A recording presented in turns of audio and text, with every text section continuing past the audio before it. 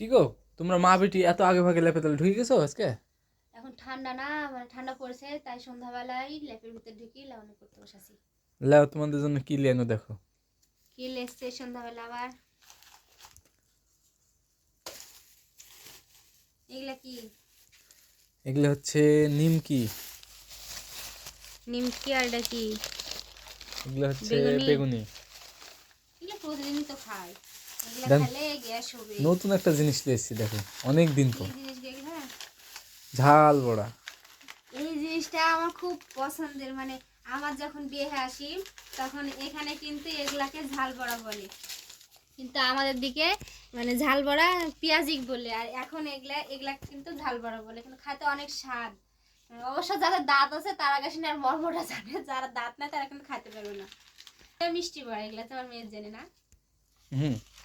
এগুলা মিষ্টি, এগুলা কিন্তু ঝাল না, আর এগুলা হচ্ছে ঝাল বড়া।